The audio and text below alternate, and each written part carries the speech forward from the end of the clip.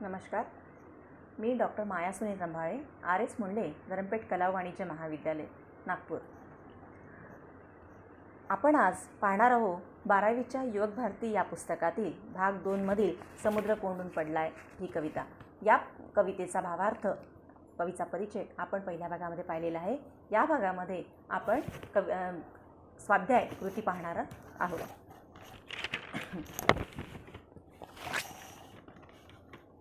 यामध्ये पहिली कृती आहे त्यातलं खालील शब्दसमूहांचा अर्थ स्पष्ट करा. त्यातलं पहिलं आहे उंचच उंच पण अरुंद बालपण. याचं उत्तर आहे शहरातील उंचच उंच इमारतींमध्ये आक्रसून गेलेले बालपण. दुसरं आहे डोळ्यात उतरलेलं थकव्यांचं आभाळ. याचं उत्तर आहे व्यथा वेदना यामुळे आलेले अश्रू. तिसरं आहे यातलं स्टेशनवरल्या बाकाएवढं मुलाचं बालपण, आणि याचं उत्तर आहे मर्यादित बालपण. यातला आहे कारणे लिहा. कवीला समुद्र संत्रस्त वाटतो कारण. याचं उत्तर आहे मनुष्य एकाकी या गगनचुंबी इमारतीमध्ये कोंडून पडला आहे. यातलं दुसरं आहे समुद्र अस्वस्थ होतो कारण. याचं उत्तर आहे शहराच्या महानगराच्या मर्यादा लक्षात येतात तेव्हा समुद्र अस्वस्थ होतो. आणि तिसरं आहे समुद्र शिणून जातो कारण. उत्तर आहे याचं मोठ्यांप्रमाणे बाल्याचं बालपण हरवत चाललेलं तो पाहतो. यातली दुसरी कृती आहे, त्यातला आहे तक्ता पूर्ण करा. यात 3 कॉलम्स दिलेले आहे आपल्याला. त्यामध्ये पहिला आहे कवितेचा विषय, दुसरा आहे कवितेची मध्यवर्ती कल्पना, आणि तिसरा आहे मनाला भिडणारा शब्दसमूह. यातला पहिल्या याच्यामध्ये आहे कवितेचा विषय, तो आहे असुरक्षित मानवी जीवन. हा कवितेचा विषय आहे. दुसऱ्या कॉलममध्ये कवितेची मध्यवर्ती कल्पना. यामध्ये लिहायचे आहे आपल्याला आजूबाजूची राजकीय सामाजिक परिस्थिती, त्याचा मनुष्याच्या जीवनावर झालेला परिणाम आणि त्यातून आलेली अस्वस्थता. तिसरा कॉलम आहे मनाला भिडणारे शब्दसमूह. यातलं समुद्र कोंडून पडलाय, उंचच उंच पण अरुंद बालपण, डोळ्यात उतरलेलं थकव्यांचं आभाळ, स्टेशनवरल्या बाकाएवढं मुलाचं बालपण. हे शब्दसमूह आपल्या मनाला एकदम भिडून जातात. यातल्या नंतरची आहे कृती, चौकटी पूर्ण करा. कवितेतील समुद्राने केलेल्या मानवी क्रिया. यामध्ये आपल्याला 4 रकाने दिलेली आहे. 4 रकान्यांमध्ये आपल्याला उत्तर लिहायचं आहे. त्यातलं पहिलं आहे अस्वस्थ होतो, दुसरा आहे डोळ्यात अश्रू येतात, तिसरा आहे तो हसतो, आणि चौथा आहे पापण्या मिटून घेतो.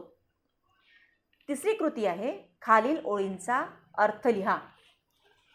यातल्या ओळी अशा आहेत समुद्र अस्वस्थ होऊन जातो शहराच्या आयुष्याच्या विचाराने, तेव्हा तो मनातल्या मनातच मुक्त होऊन फिरू लागतो शहरातल्या रस्त्यांवरून वस्त्यांमधून. उशिरापर्यंत रात्री तो बसलेला असतो स्टेशनवरल्या बाकावर एकाकी, समोरच्या रुळांवरील रहदारी पाहत, हातावर डोकं ठेवून अर्धमिटल्या डोळ्यांनी. याचा आपल्याला अर्थ पाहायचा या ओळींचा. याचं उत्तर असं आहे समुद्र कोंडून पडलाय या कवितेचे कवी वसंत आबाजी डहाके हे संवेदनशील मनाचे कवी आहेत. 1970 नंतर निर्माण झालेल्या आणीबाणीनंतर सगळीकडे असुरक्षिततेचं वातावरण निर्माण झाले होते. त्या पार्श्वभूमीवर निर्माण झालेली परिस्थिती आणि त्याचा माणसाच्या जीवनावर झालेला परिणाम हे सर्व कवीला अस्वस्थ करतं, आणि हीच अस्वस्थता त्यांच्या या काव्यातून त्यांनी व्यक्त केली आहे. समुद्र हे मानवी जीवनाचे प्रतीक आहे, आणि समाज वास्तव पाहता मनुष्याची आजची स्थिती फार बिकट आहे. आज सगळीकडे व्याकुळता, पोरकेपणा, एकाकीपणा, तुटलेपणा आणि विसंवाद यासारख्या गोष्टींनी माणसाला पछाडले आहे. त्यामुळे माणूस माणसापासून तुटत जाऊन एकटा पडला आहे. या शहराच्या मग महानगराच्या उंचच उंच दिसणाऱ्या गगनचुंबी इमारतींमध्ये हे मानवी जीवन एकाकी पडले आहे. त्यातून बाहेर पडायला त्याला मार्ग सापडत नाही. त्यामुळे तो अस्वस्थ होतो. हीच स्थिती बालकांचीही. या शहराच्या गगनचुंबी इमारतींमध्ये गर्दीमध्ये त्याचंही बाल्य हरविले आहे. त्याचं वय वाढताना दिसते, पण वाढ मात्र खुरटल्यागत झाली आहे. त्यामुळे हा समुद्र अस्वस्थ होतो. त्याच्या भविष्याची त्याला चिंता सतावते, आणि तो मनातल्या मनात मुक्तपणे शहरांमधून रस्त्यांमधून फेरफटका मारतो. अर्धमिटल्या डोळ्यांनी या शहराच्या भविष्याचा विचार करत स्टेशनवरच्या एका बाकावर बसतो, पण या भविष्य काळाच्या विचाराने तो व्याकुळ होऊन जातो. असा याचा अर्थ आहे. नंतरची कृती आहे चौथी, काव्य सौंदर्य. याच्या ओळी आहे त्याला आठवतं त्याच्या शेजारी पाय मुडपून कसंबसं झोपलेलं एखादं मूल, ज्याचं बालपण स्टेशनवरल्या बाकाएवढं आणि त्याची त्याला कल्पना असावी किंवा नसावी. या ओळींमधील विचार सौंदर्य स्पष्ट करा. याचं उत्तर आहे समुद्र कोंडून पडलाय ही वसंत आबाजी डहाके यांची कविता समकालीन समाज वास्तवावर भाष्य करणारी आहे. ही परिस्थिती पाहून कवी अस्वस्थ होतो, त्याची व्याकुळता वाढते, तो चिंतनशील बनतो आणि हीच व्याकुळता मानवी मनाची अस्वस्थता त्यांनी समुद्राचे प्रतीक योजून समुद्र कोंडून पडलाय या काव्यातून व्यक्त केली आहे. समाज वास्तव लक्षात घेता फार भयानक परिस्थिती सगळीकडे अनुभवायला मिळते. कवीलाही याचा प्रत्यय ठिकठिकाणी येतो. या काव्यातील समुद्र जो मानवी जीवनाचे प्रतीक आहे त्यालाही त्याचा अनुभव आहे. माणसाचे माणसापासून तुटलेपण, एकाकीपण त्याला अस्वस्थ करते.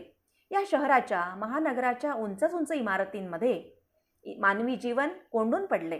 त्याला मोकळा श्वास घेता येत नाही. या सर्वांमध्ये लहान मुलाचं बाल्य देखील हरपले जाते. त्याचं बालपण वाढ होण्याआधीच खुरटलं जातंय. याचं शल्य त्याला जाणवतं.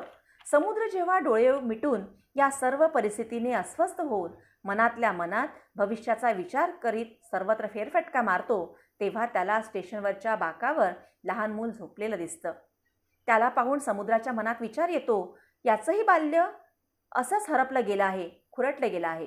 या बाका एवढंच संकुचित बालपण त्याच्या वाट्याला आलं आहे. त्याला लहान मुलाच्या भवितव्याची चिंता वाटायला लागते. त्यांची मानसिक वाढ होण्याआधीच त्यांच्या वाट्याला हे खुरटलेपण आलंय, ज्याची त्यांना कल्पना असेल किंवा नसेलही. या कडव्यातील अनुभव इतका बोलका आहे की वाचणारा अस्वस्थ आणि सैरभैर होऊन जातो. यातील स्टेशनवरल्या बाका एवढा बालपण ही कवीची कल्पना अंगावर काटा आणते आणि इतका हा अनुभव थेट आणि दाहक वाटतो. यातलं नंतरची कृती आहे 5वी, रसग्रहण. समुद्र कोंडून पडलाय या कवितेचे रसग्रहण करा. आत्मभान आणि समाजभान जपणारे वसंत आबाजी डहाके हे संवेदनशील मनाचे कवी आहेत. 1970 नंतरच्या आणीबाणीनंतर देशातील परिस्थितीत आमूलाग्र बदल जाणवायला लागला. सर्वच क्षेत्रात असुरक्षिततेचे वातावरण निर्माण झाले. विचारांचे, भावनांचे आणि संवेदनांचे सुद्धा बराकीकरण होऊ लागले. या सामाजिक आणि सांस्कृतिक पार्श्वभूमीवर जनतेच्या मनात निर्माण झालेला थरकाप, अस्तित्वशून्यता याचे भयान चित्र सगळीकडे दिसायला लागले. त्यामुळे ते अस्वस्थ झाले.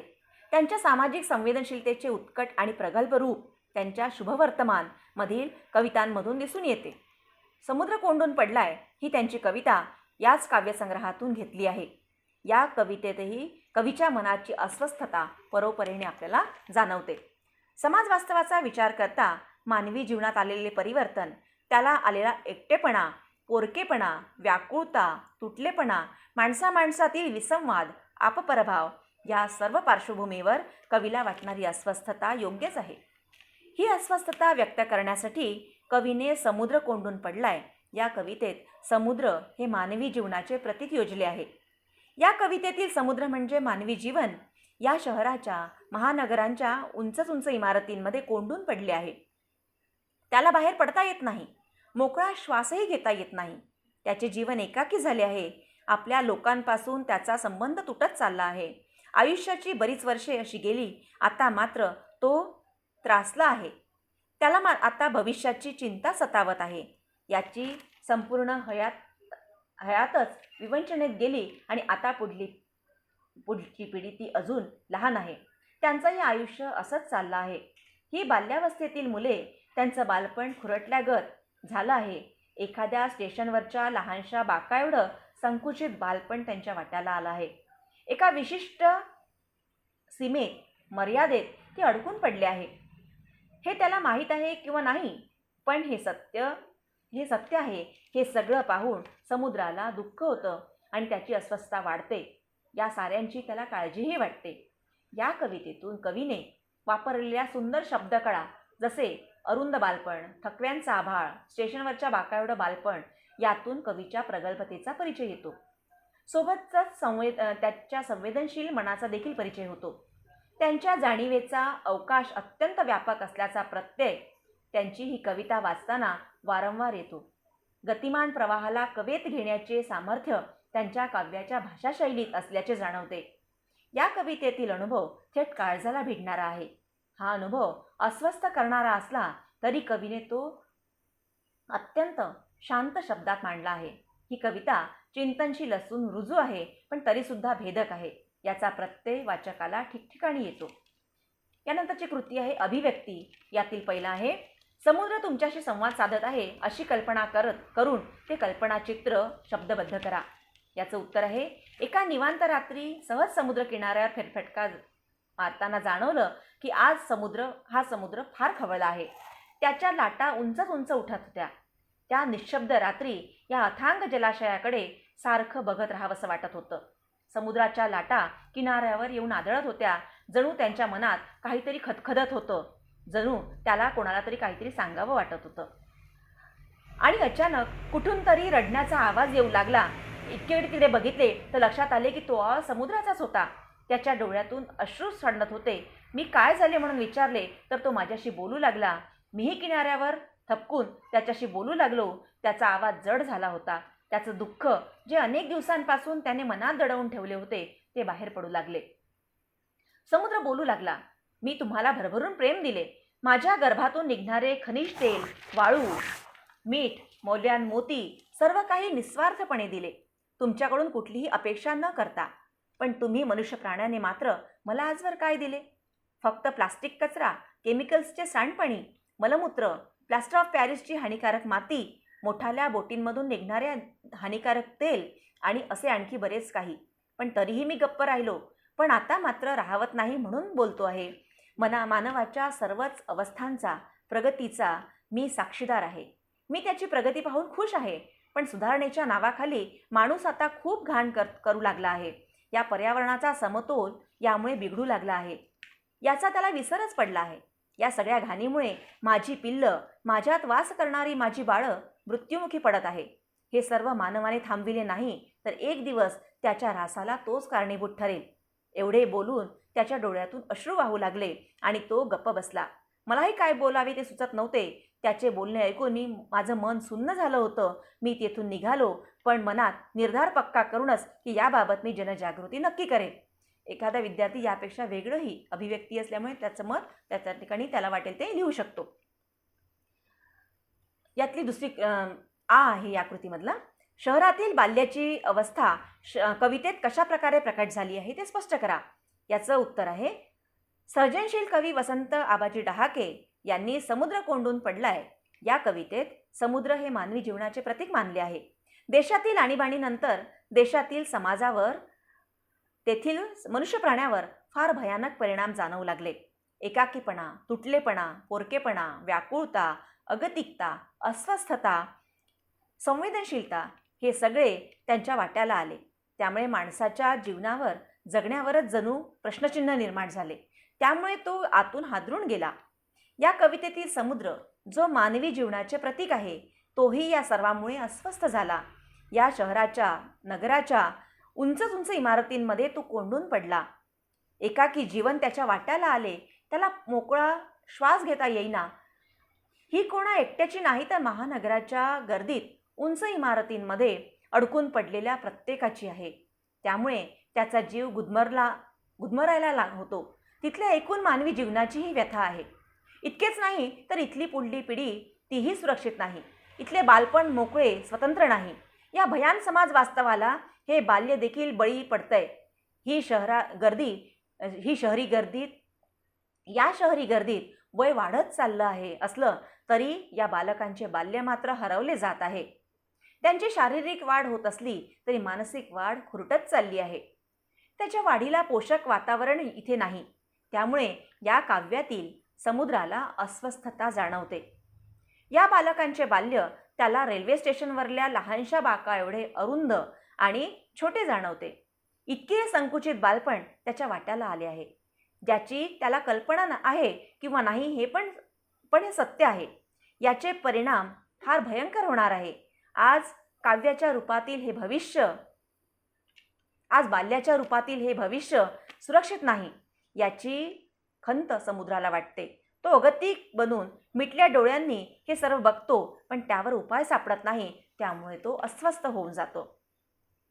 यातला नंतरचा प्रश्न आहे समुद्र कोंडून पडलाय या शीर्षकाचा अर्थ तुमच्या शब्दात उलगडून दाखवा. याचं उत्तर आहे कविवर्य वसंत आबाजी डहाके हे संवेदनशील मनाचे कवी आहेत. 1970 नंतरच्या आणीबाणीनंतर समाजात त्याचे पडसाद उमटायला लागले होते. एकाकीपणा, तुटलेपणा, पोरकेपणा, विसंवाद, स्वार्थीपणा, आपपरभाव, व्यक्ती समष्टीचं द्वंद्व या सर्व गोष्टींनी हळूहळू डोकं वर काढायला सुरुवात केली होती. त्याचा परिणाम मानवी जीवनावर झाल्याने मानवी जीवन आतून हादरायला लागले होते.